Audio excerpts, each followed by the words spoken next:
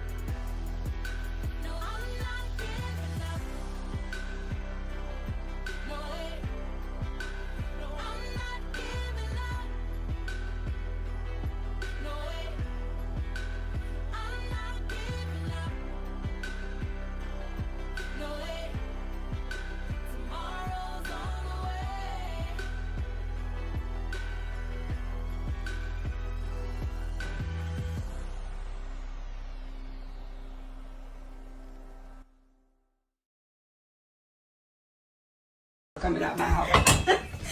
No, you gonna break it. Come down. Grandma, you gonna break it. She about to take it Get down. out my house. Get out my house now. She about to take My motherfucking house. That's why I didn't crack. To make a decision.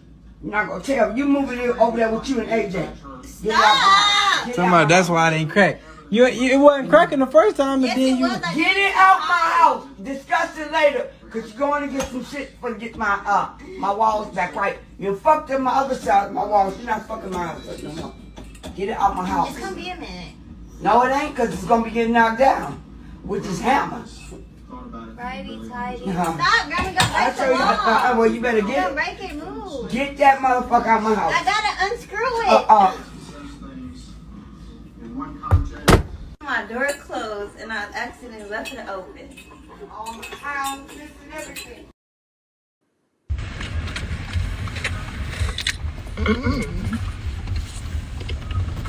Marines.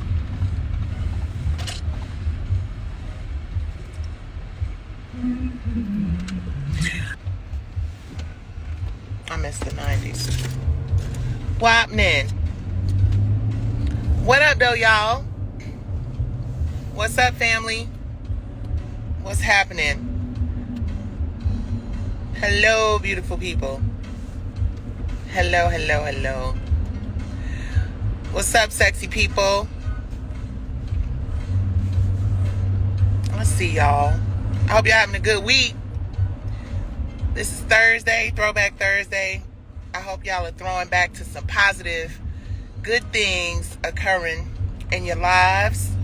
Cause baby, it's been really, really crazy.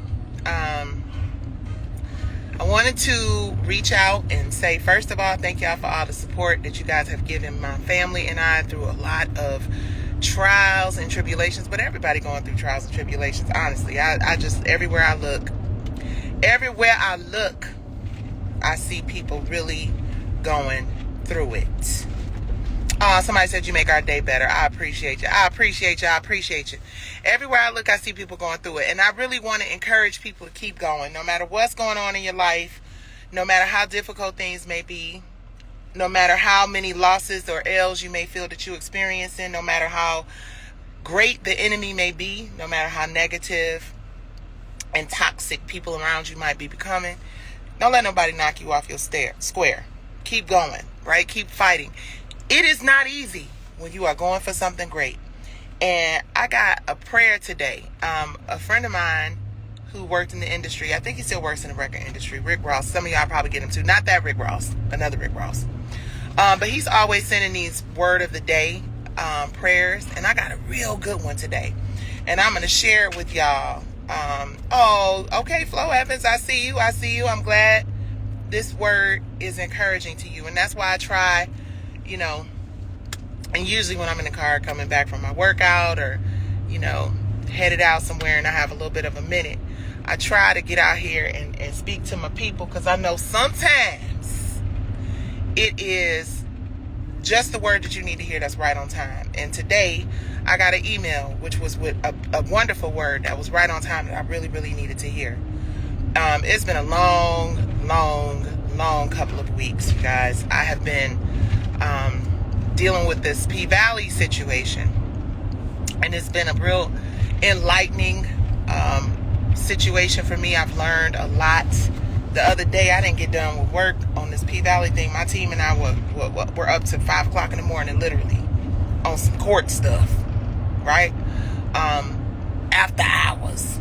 And it was long, and it was repetitive, and it was, I have to really get an understanding from my legal team what things I can talk about and what things I cannot talk about, because I'm not clear on, I know like everything that's public in the Pacer.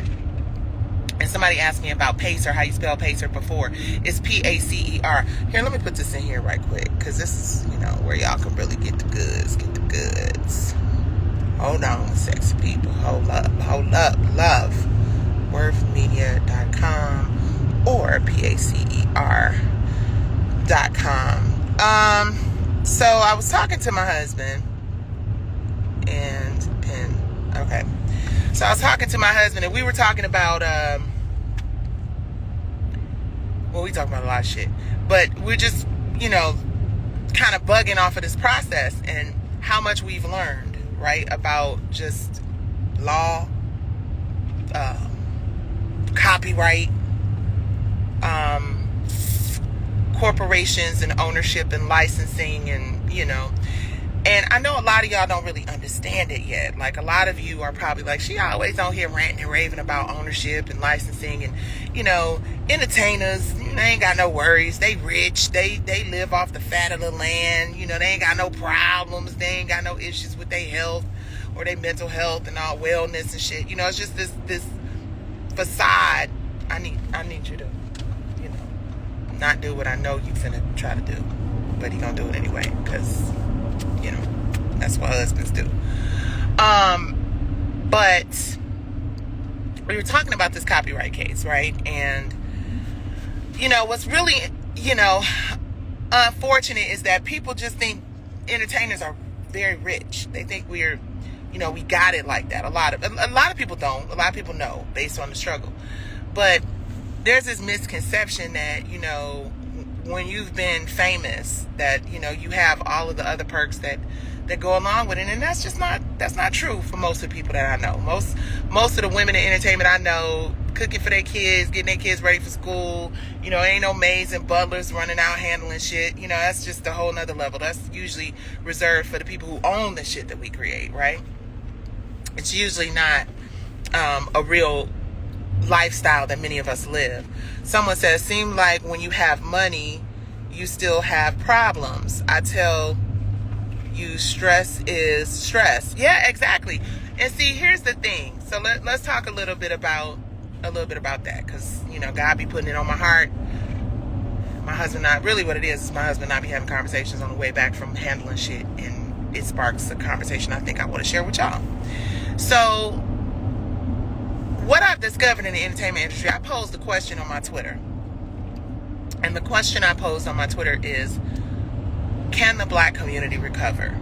Right? And a lot of people felt like I was being defeated, or, I was being negative, or the question, not I was being, the question had kind of a negative reference, right? And actually it didn't. It was very positive, because I think it's really important for us to get a gauge of where we as a community stand when we start talking about how we can recover, right? And my husband had a good point. He was like, well, what does that mean? And are people really prepared to do what it means? Now, I'm not going to tell you what he said it means, because then I get banned from social media. But, but what I do believe it means is that we need to start really asking ourselves that question in a real way. I think it means that we really, we're really good. Someone said we definitely can. And I haven't looked at hold on, let me tell you what the people done said. Let me look at my other phone.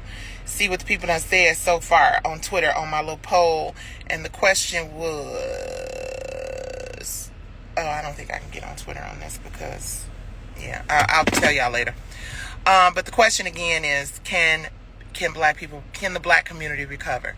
And the reason why I'm asking this question in all seriousness is not so that people feel like it's negative or that we're being doom and gloomish.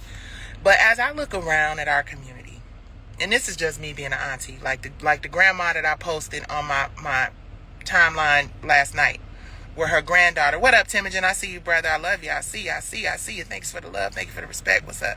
I see you, cousin Brucey. I see you. So I posted a grandmother on my timeline, and the grandmother was going off on her granddaughter because her granddaughter put a stripper pole up in her grandmother's house, in the room that she had in her grandmother's house. And the grandmother was mad. So she's like, this motherfucker. She was going off. She was kind of like, I was like, yeah, grandma, I feel you 100%. Because I think what has happened, right, is, and I say this all the time, I think as a community and as a culture, our culture has really been dictated by trendy shit like stripping and mean girls and, drugs and, domestic violence against women and all this other stuff. And we've really redefined what it means to be black in America in entertainment and music and media and all that.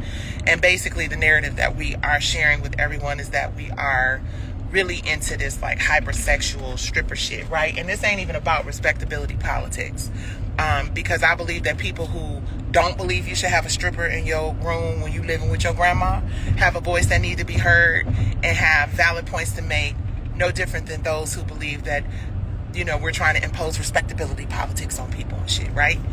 And there have been a lot of weird conversations in our community about people being called monkey and whether or not, first of all, that shit is not okay. It's foul. It's disrespectful. It's awful. It's terrible. Racism is never acceptable. The shit is terrible. But then we start talking about, let's unpack the other terrible shit, right? And this isn't a case of using one situation as an opportunity to talk about another. Well, I guess it is. Let's call it what it is. But it's just that we are very selective in the outrage that we have for things in our community, right? We're very super fucking selective on the things that just infuriate us and make us boycott and picket and fire people and really stand up against something, right? When we watch violence against women, when we watch black people beating each other up, when we watch kids exposed to really unnecessary, unhealthy images and narratives, when we're making money off of the demise and the destruction off of a group of people every single week on a TV show that is built on, the disrespect of women for the most part, right? And men, because they be looking crazy too, having like 50, 11 baby mamas and arguing with them. It's crazy. And I'm not judging anybody who's doing what they have to do to feed their children or make their bag or do whatever they got to do. But it really starts to concern me when all of a suddenly, right, there's this outrage, right, over someone being called a name that is hurtful. Because being called any name is hurtful. Having someone speak, the most important thing in a person's life, I think the thing that could hurt you more than anything, right, is someone you love deeply, like your child, like your spouse, like your parent, like your best friend, like your sister, someone you love deeply. People attacking or hurting those people, a lot of times even more so than attacking you, right, is an attack on someone that you love and you care about. And when that happens, you act completely out of order. I don't think that the issue is whether or not calling someone a monkey is out of order, because that shit is foul and it's terrible and it's awful. But it's equally as awful and terrible to talk about children, to beat up a woman, to, fat shaming and body shaming. People commit suicide and take their lives because of the hurtful shit that people say to them. That is not racist. Just hurtful, awful, terrible shit in general should cause us to respond the way we respond when we hear a word that is triggering, right?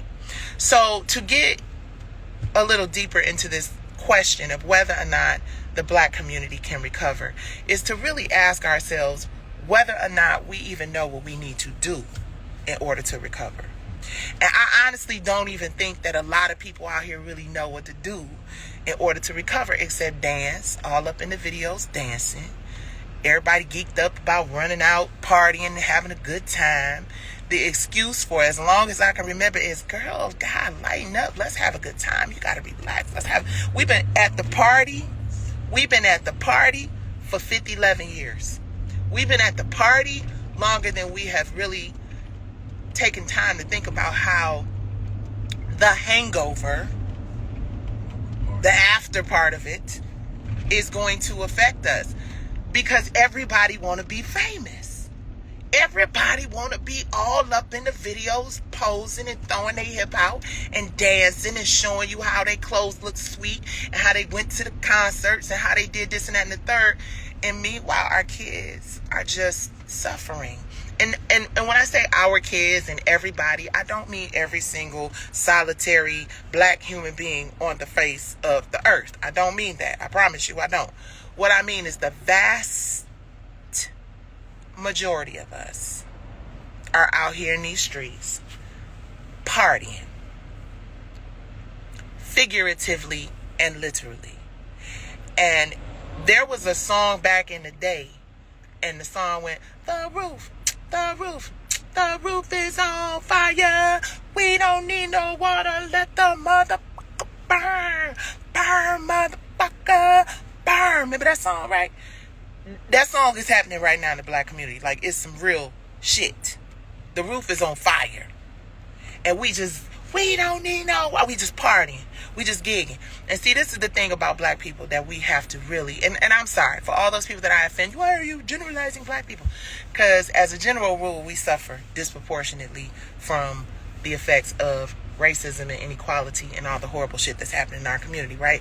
So it really gets under my skin when people who have contributed to the destruction of our narratives, contributed for years and years and years and years to the agenda, right? And the demise, right?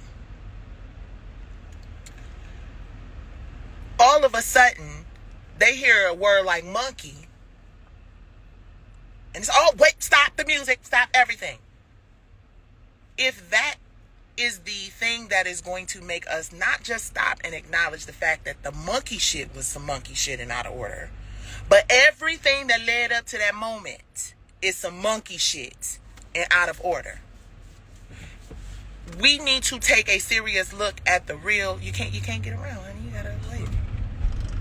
We need to take a look at the real issues and stop sugarcoating shit and pretending like we care for 5 minutes until another thing comes up that shocks and appalls us and makes us feel, oh my God, I can't believe this shit happened. See, the reason why I am a controversial person is because I am not plugged into this whack ass machine, and I have not sold my soul to nobody. So I have to fight.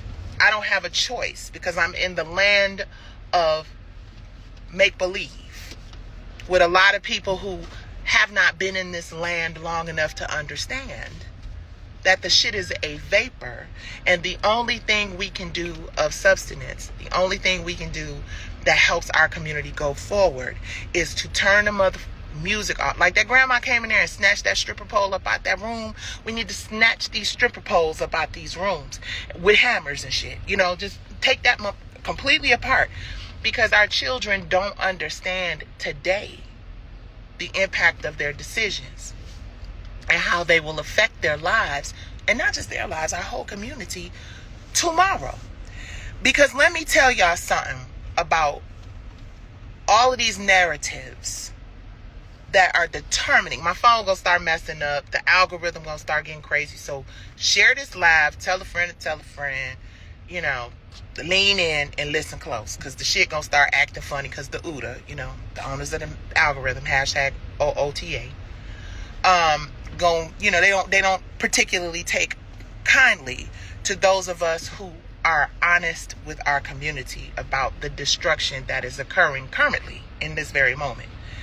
And what is so unfortunate is that these narratives and these depictions and these stories and this bullshit that we have embraced as culture, because it's really some bullshit that we have embraced in culture, it's controlled by non-black people. I'm going to say it one more time. Lean into me. Boom. How they do it? Tap, tap, tap. The narratives that we have adopted and adapted and leaned into and accepted as a definition of who we are controlled by non-black, owned and controlled by non-black people, right? While I was going through this process, I need some lip chap, I'm sorry. Let me do it now so I can stop distracting y'all with my ashy ass lips. I just, I be caring, but I don't really be caring. Everybody got ashy lips. Hold up. Okay, let's get into it. Now I'm not distracted by it. So let me give y'all an example, right? What happened to shows like Girlfriends, The Parkers, and Moesha? I'm going to tell y'all what happened to them shows. Listen, reality TV, not single-handedly, because we cannot blame single-handedly, reality TV for this shit, right? But reality TV contributed greatly, enormously, to this narrative about black people, this agenda that is negatively impacting the black community. And reality TV is controlled by non-black people, with the exception, I believe, of the producer of Love and Hip Hop. Whether or not she owns it and can control it and change it and make all the final decisions on it and can take it with her when she leaves, I don't know. I'm not in nobody's business. But unless you can do that, unless you can own it and take your shit and go somewhere and take it somewhere else or redirect the narrative, then you have no power. And that is the reason why I get on here all the time and I talk about the fact that people are convincing you that they have all of this power and influence. And if you don't have any ownership, meaning you have an equitable stake, y'all, in the intellectual property that you are peddling as the face of or owner of or creator of or whatever, and you can't actually take that shit with you when you leave or withdraw the equity or redirect the show or the direction or whatever, then you have no power and you have no ownership. And see, the thing is, I have been considered a problem because I understood after R&B Divas that I had no power, even though I created the show, even though I cast the show, even though I paid out my own pocket. My husband done leveraged his stuff. We done paid to put sizzle reels together and flew people out from here and there. It's Soul Kids Cabaret was the original R&B Divas. We put blood, sweat, and tears into this thing, and we still didn't own it because no one told us the importance of ownership. And because I didn't understand that, and I thought it was fresh to have a title as a creator and an executive producer, which it was really co-executive producer, which really didn't mean shit. I didn't know, guys. And I lost a lot of opportunity to change directions of something that I created to be a really positive, good show, entertaining and dramatic. But I lost that opportunity to control it because I didn't own it. And to this day, if y'all really want to know what's going on with R&B Divas, Think Factory Media, who is the production company that Faith and I brought on board. They didn't bring us on board. We brought them on board. We went and met with them. We already had our sizzle reel done. We felt like we needed a production company. I'm just going to go on and say it. A lot of times as black people, we feel like we got to go outside of our community to find somebody because they're going to take them more serious. They know better than black people do, whatever. Baby, I'm not racist by no stretch of the imagination. My great-grandfather is Irish. I don't have a problem with the color of somebody's skin. But what I do have an issue with is people who are wholly, entirely controlling the narrative of a community of people that they know absolutely nothing about in real life because they don't live with us. They don't interact with us. They make money off of our fucking asses because we all want to be famous and all up in the videos dancing and showing people our outfits and shit. But they don't really understand who we are. So let's take case in point, P-Valley. Pussy Valley. Pussy Valley is the name of the play. P-Valley is the name of the TV show. So let's talk about that.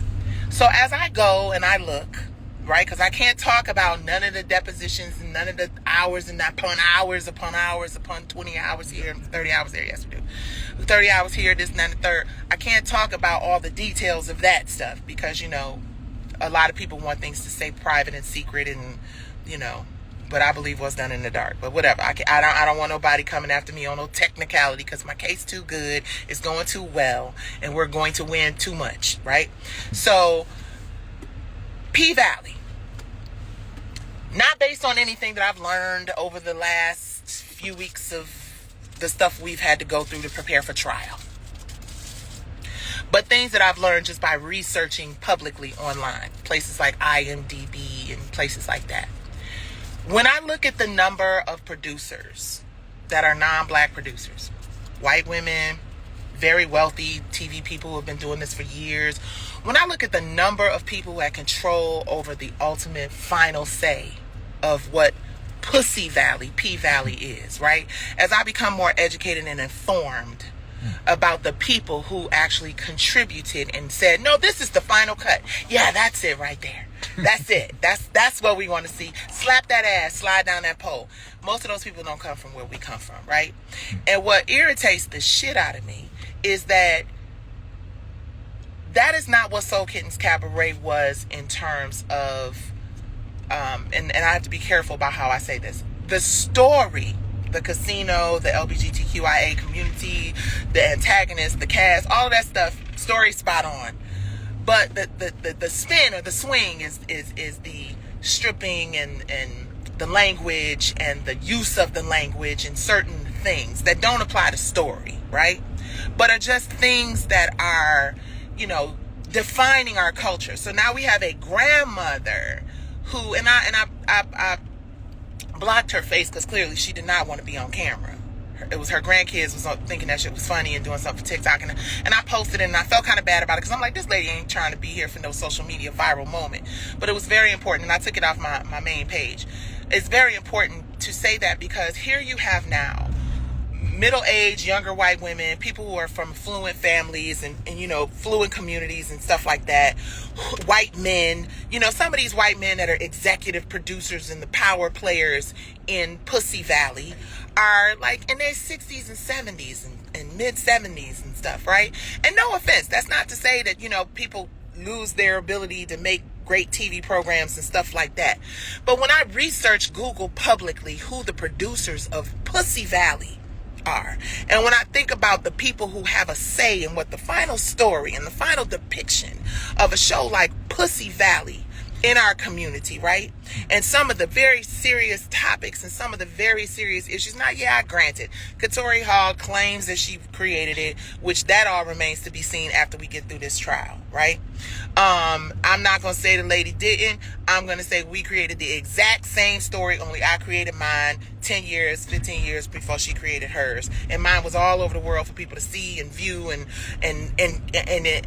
consume and all that other stuff. And she just had on blindfolds when it came to Soul Kittens Cabaret. She said, I'm a playwright who sees everything made by other playwrights. I had Fantasia, I had Faith, I had all of these amazing people. And hold on one second, you guys. I gotta mute for half a second. Well, not just yet. I'm muting in a minute. But I had all these amazing people in this DVD, and this woman claims to have seen all the plays and all this stuff, but she just happened to close her eyes and not see Soul Kittens Cabaret. Again, I don't know. She just said she never saw it, right? And the fact is, September 18th of this month, a few weeks from now, we're gonna find out real fast, because that is my hearing date. I've been waiting for 3 years. I am over $500,000 in the hole, y'all, waiting for a judge to determine whether or not he is going to allow me to go forward and tap that ass and get my ownership back of my property. Now, let me be clear. I digress a little bit. I'm going to get back on the non-black producers. It's about 10 of them. Might be slightly exaggerating the number, but between 7 and 10 that are not black, that don't come from our community, that don't understand our lifestyle in a real way, who probably, allegedly, I'm not saying anything I know for sure, but we're going to find out when we go to trial, and it's all public for all of y'all, but probably have more power than Katori Hall. Probably have the ability, allegedly, I don't know. They probably have the ability, like Think Factory, have more power than me. That's the only thing I'm basing it on. I'm basing it on the fact that as black women, a lot of times we don't really have no power in real life. They just dress us up, put us on pretty dresses or not pretty dresses, because sometimes them dresses ain't that cute. Dress us up and push us out there and say, hey, you're the face of this thing, right? But listen to me, y'all, young people who want to be in the entertainment industry, young people who think they want to be famous. This shit is really quite terrible if you don't really know what you're doing. But let me say this. I've said it again. This is my mission. This is my purpose. If you don't own your sugar, honey, iced tea, affectionately known as shit, if you don't own your shit, you don't own shit. You don't control shit. And you can't do shit about it. When the non-black people who don't even know our language really good, don't understand our experiences, don't really know how to tell stories that are going to be authentic and real and true and honest, because they ain't been there and ain't done that. Those people have more control over your shit than you do. So then what ultimately happens is we got all our girls out here. And let me tell you something. I ain't got no problems with nair strippers. I got strippers that are friends. I got strippers that is family members. I don't have a problem with strippers. But if we're going to tell the story about strippers, can we please have people in there that are not Harvard and Juilliard and Columbia educated people like Katori Hall and all of the white people who probably had a lot more say over the final product of Pussy Valley than she did? Can we please have some people in there that say, I understand it's important for us to highlight LGBTQIA community. Trust me, I wrote the story. 2003 was about 20 years ago? Over 20 years ago, damn near. I wrote the story a long time ago. I've always leaned into. I got too many friends from that community. I know too many people who have lived in underserved spaces. So why do I have to listen to, let me take one of the producers, Liz Garcia. Liz Garcia is executive producer and showrunner. You don't hear me mention her a lot because I've been trying to be nice about this shit. But now that I see that these people are leveraging their power and their influence to just drag this shit on, we might as well talk about it long as we're going to be, it is what it is. But let's talk about Liz Garcia, Liz W. Garcia, who's a showrunner and an executive producer on Pussy Valley, right? Like, what does she know about running a show about black impoverished people in underserved communities? Has she ever lived there? Has she ever seen those people on a regular, consistent basis for a large percentage of her life so she could speak openly and honestly to those stories? Or is she just somebody who was brought on to watch the situation and make sure? I don't know. These are all questions I'm asking. And this is all public information, right? I have sat back and I have watched people recycle, slap it up, flip it, rub it down, a story that I created as a love letter to my hometown of Detroit, Michigan, because all these casinos were being built and we thought gentrification was coming and we thought that the community was going to suffer and all of these horrible things. I've watched the NAACP give them awards. I've watched the Emmys nominate them for awards and they've gotten awards for that. I've watched people gain popularity and notoriety and wealth over something that I created. And I've done nothing but pay my lawyers and figure out how to maintain calm and sanity while I watch the destruction of something that I poured my blood, sweat, and tears, my whole heart into. Knowing that most of the time, dealing with the anxiety that the reality is, most of the time, plaintiffs don't win these cases. The fact that I'm 3 years in this is like, and their motions to dismiss have been denied time after time after time. The fact that has happened, is God. It's nothing but God. These people are becoming richer. I saw somewhere that the Treasury Secretary, Steve Mnuchin, just gave him $30 million. To Lionsgate. My monster just keeps getting bigger and bigger and bigger and costing me more and more and more.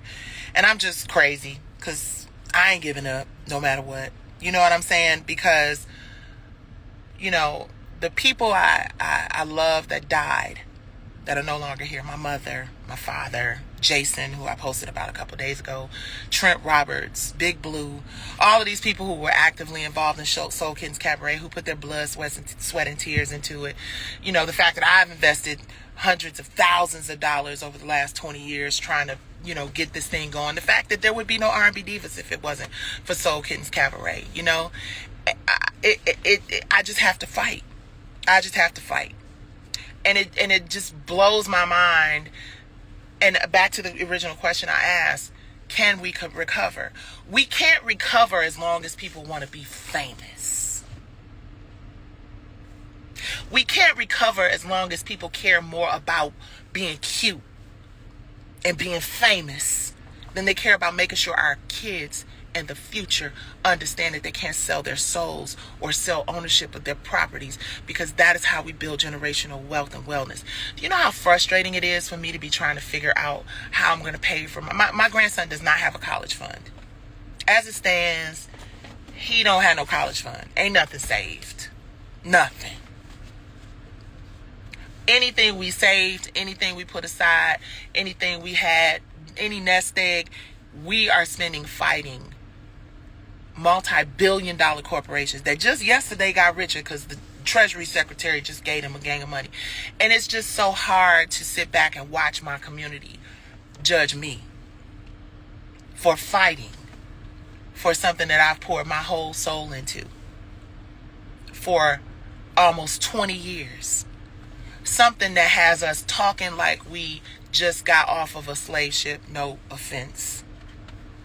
Something that has exposed a community of people in a very negative, toxic way. It ain't shit. Ain't nobody stripping, or what nobody. Let me say that now. Because now people want to strip. Now stripping and shaking your ass and bending over and spreading it wide and simulating riding it.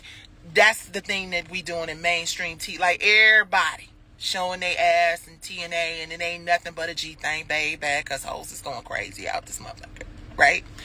And it's not about being prudish. It's not being about judgy. It's just, I grew up where Claire Huxtable existed in the world. I grew up where, what's the mom's name on Family Matters? I grew up when Monique and Moesha, like I grew up when Cheryl Lee Ralph was Brandy's mom. Like I grew up seeing black women depicted in positive beauty. Diane, does anybody know who Diane Carroll is? Does anybody know she is the original Babby? No. Because they don't want you to be reminded of our greatness. Because they don't want you to be reminded of the fact that we are more skilled at doing more things than twerking. The shit looks stank. I'm so over this whole like, and I keep saying booty hole brown because that was kind of it for me. Like, and at the end of the day, listen, Auntie Nikki ain't judging. I think Cardi B is a wonderful personality. I was watching her when she was just doing lives at home and her teeth wasn't fixed. I think she is smart. I think she is going to grow into a very important part of our future because she is probably going to bridge the gap between that generation and this generation. And Nicki, it's so many people out here that I think are dope. And I think they're going to, as they mature and as their children start to see it and they go to school and their friends are seeing it, they're going to start to realize how exploited they may have been when they were younger. Auntie realizes it today. Katori Hall is geeked because she's never been famous. I'm sure. I'm assuming. I don't know. I don't want to say nothing about the lady that ain't true, so she sued me for defamation. But that actually wasn't defamation. I think it was just the fact. If you've never had a level of popularity and fame, you be geeked up when you get it. But you have to really think about whether or not you're being used as a tool of the incompetent. And that's not about disrespecting anybody. And I think it's important that our community understand there is a very big difference in someone speaking honestly about how they feel about a situation and somebody doing it to be disrespectful or mean or toxic or hurt somebody. I think it's clear, and everybody who follows me and everybody who knows me, I know y'all saying a lot, I'm not listening because I'm on one right now, but I think it's clear to everybody who knows me that I'm not really out here trying to hurt people. I'm not really out here trying to disrespect people. Now shit might come off with a little bit of a burn because that's just who I am. I'm from Detroit. If you know my family, anybody in my family will tell you I'm probably one of the more delicate ones in terms of delivery. My nephew said, you're very zen, auntie. Most people know me as zen. You come into my house, it's very zen. It's very peaceful. It's very calm. That is not who I am. But when I get in this car and I talk to my husband, who rotted and body with his Marine ass, and we start really thinking about how things are done in our community to our detriment, and our community is so busy dancing to the music that's destroying us.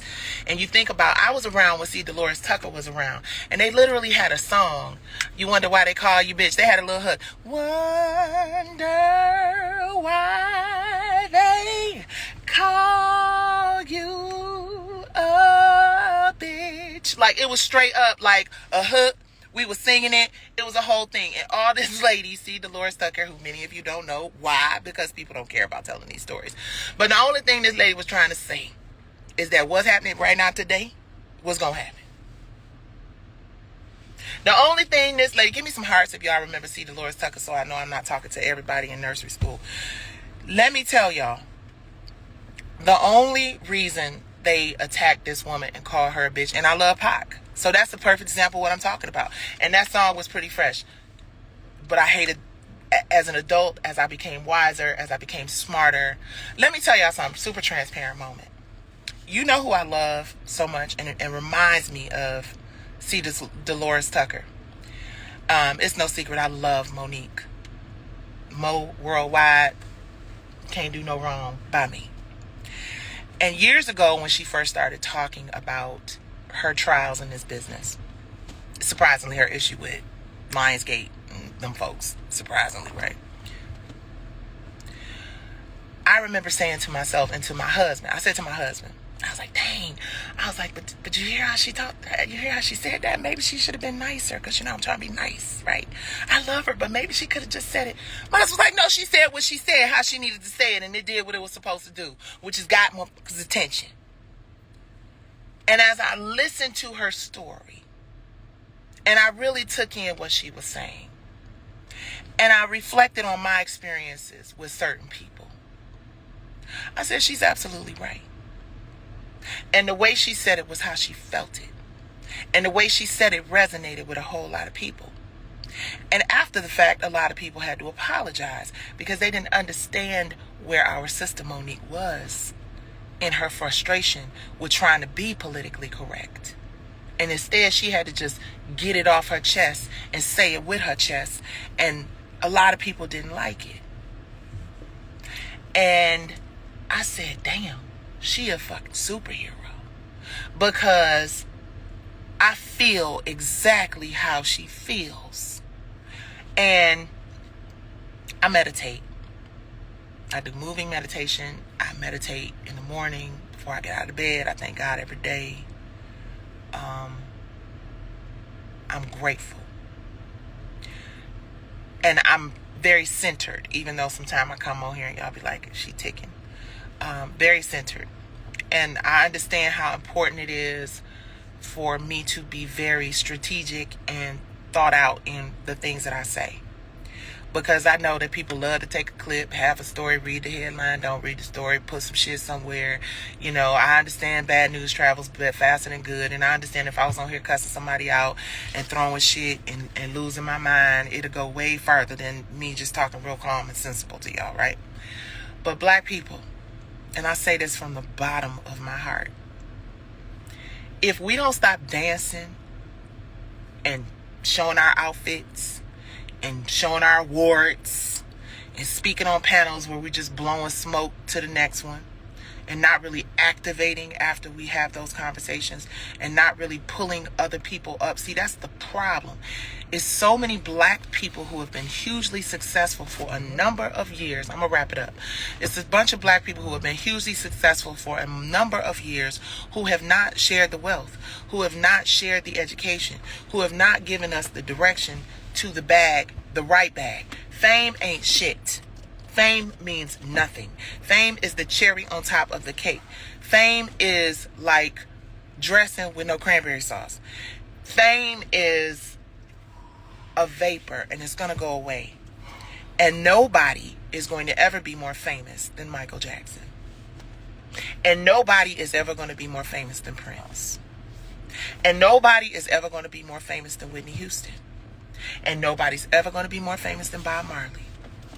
Those are the most famous black people that ever was. Because they was famous before fame was fame.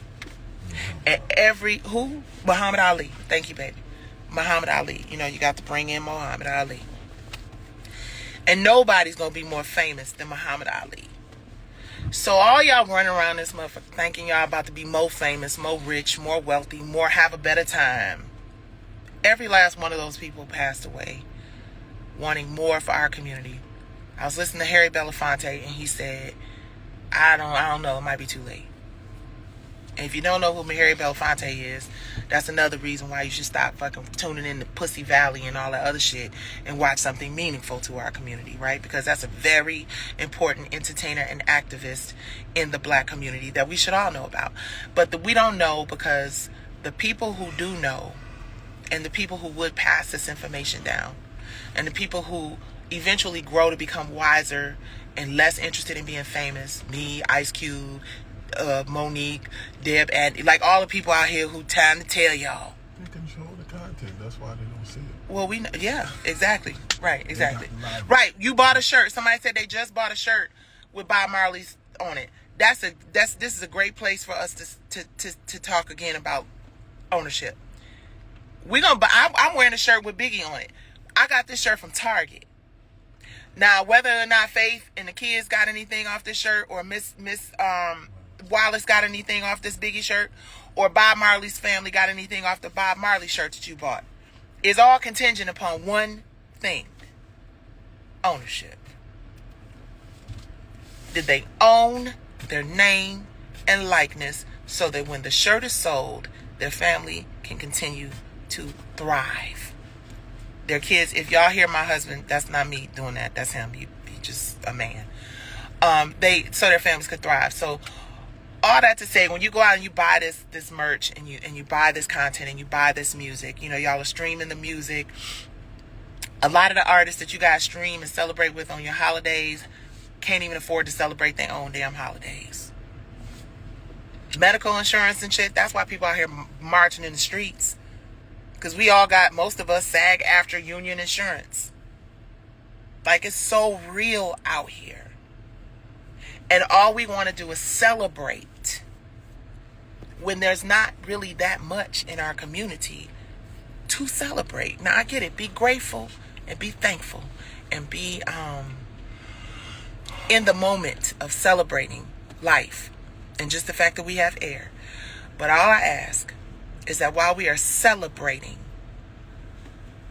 listening to the music, wearing the clothes, you know, having the parties, consider the creatives and the artists who are really concerned about the future of your children and our children, and them having knowledge of the fights that these people had. And all those people I named, I'm about to get off here, all those people I named, they died disappointed in this industry. Prince wasn't happy with this shit. Michael wasn't happy with this shit. Bob Marley wasn't happy with this shit. I don't know if Ali was happy with the sports industry or not, but Whitney Houston wasn't happy with this shit. And if the most famous people in the world, the most famous black people that we know of, felt broken by this industry, then it's not a whole lot of shit to celebrate, because it's only gotten worse. And I know people tired of me talking doom and gloom and preaching and shit, but I ain't really in the mood to be dancing and singing and partying on this day, because I am disappointed in my community not realizing how urgent and how much of a state of emergency we are in, because we don't own the narratives that dictate the culture that will determine the future for our children. So when I ask the question, can we recover? I'm not speaking about individuals and people who got these big houses and do these big real estate things and what else? All the people that, you know, tell you about how to become a millionaire overnight. I don't care about your big job and your big house and your big car and all that shit. What I care about is that our kids and future generations of black people are aware of the steps they need to take to secure generational wealth and wellness. And wellness first. Because black people done had money and lost that shit because our minds ain't right.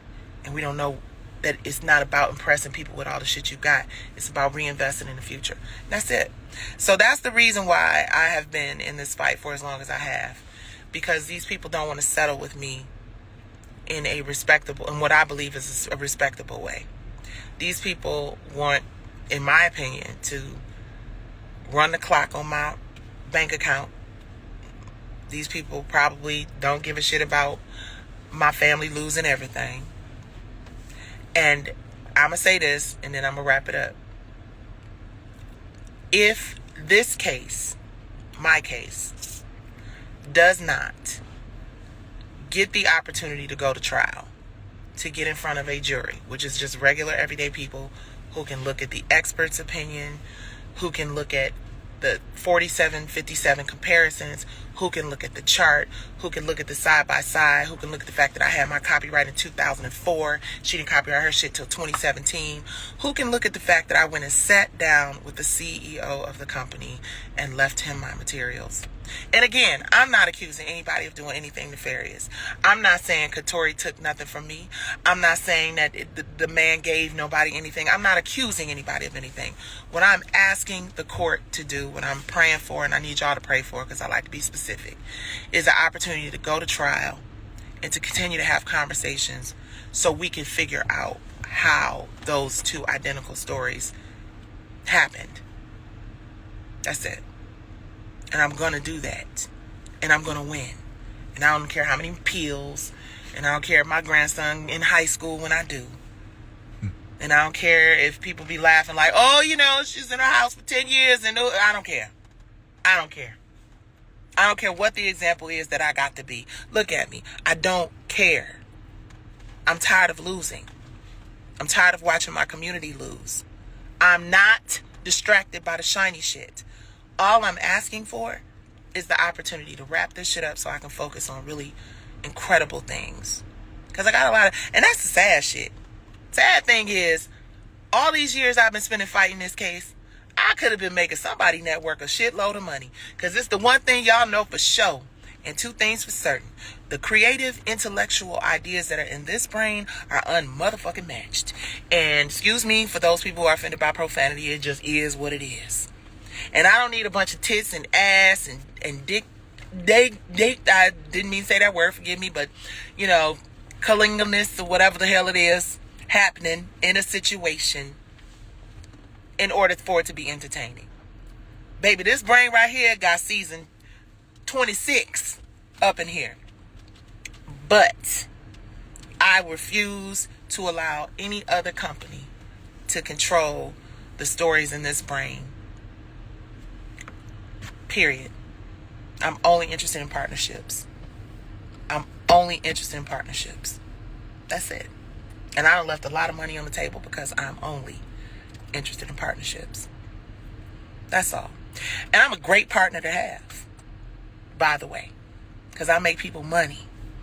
And I'm not running around here pretending like I wrote some shit and struggling with storylines, because I write them up for real. All right, I'm going to stop before I say something I shouldn't say, and then all of a sudden they be like, ha, she said it. We're going to throw her case out. You guys pray. September 18th is a big day.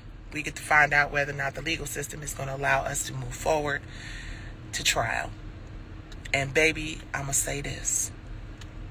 We win this summary judgment, and it changes everything. What it proves when we win this summary judgment is that copyright law is not just for rich people. Because there's no reason, based on all the evidence and me fighting for 3 years, why I shouldn't be able to get to a judge and a jury. The only reason, especially since two of the people that I'm accusing of copyright infringement, 2 of the people named in my case, have already had cases of copyright infringement that are almost identical to mine, except I got way more evidence than the other people had. But the stories of how they accessed it and how they got somebody else to write it and all that other stuff is really identical. And the scary thing is, one of them actually went before this judge. Sherman actually went before this very judge. So pray for me. Pray that the legal system sees that I deserve a day in court And I'm going to find that out on September 18th. I got anxiety, but I know that we're going to win this. And I know we got this. I'm not superhuman.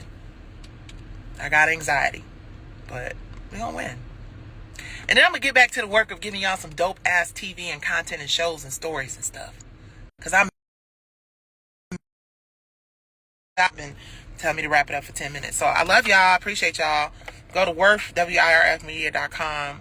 Usually I put these lives in my subscriber section because I want y'all to subscribe to watch them so you can. But I'm going to leave this one on my page. I'm going to leave this one on my page. Excuse the profanity. Love y'all. Peace.